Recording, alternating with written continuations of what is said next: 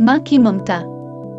हमें अम्मा जी इस वक्त जहर लगती जब वो सर्दियों में ज़बरदस्ती हमारा सर धोती। ब्लक्स कपड़क सूना किसने देखे थे, खजूर मार का साबुन से कपड़े भी धुलते थे और सर भी। आंखों में साबुन कांटे की तरह चुभता और कान अम्मा की डांट से लाल हो जाते। हमारी ज़रा सी शरारत पर अम्मा आग बबूला हो जाती और कपड़े धोने वाला डंडा अलिफाटे लेती जिसे हम डमनी कहते थे।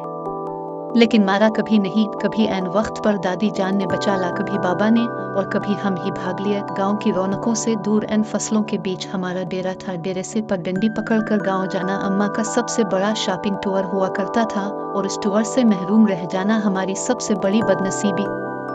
अगर कभी अम्मा अकेले गांव चली जाती तो वापसी पर हमें मरवंडे से बहलाने की कोशिश करती। हम पहले तो नन्हे हाथों से अम्मा जी को मारते, उनका दुपट्टा खींचते, फिर उनकी गोद में सर रखकर मुन फाड़ फाड़ कर रोते। कभी अम्मा गांव साथ ले जाती तो हम अलिफा चेलती कूदते, खुशी खुशी उनके पीछे पीछे भागते। शाम गए जब गांव से वापसी होती तो हम बहुत रोते, हमें गांव अच्छा लगता था। माँ हम गांव में कब रहेंगे? मेरे सवाल पर अम्मा वही घुसा पट्टा जवाब देती, जब तो बड़ा होगा नौकरी करेगा, बहुत से पैसे आएंगे, तेरी शादी होगी, वगैरह वगैरह। यूं हम बेटा बातें करते करते तारीख डेरे पर आन पहुंचते।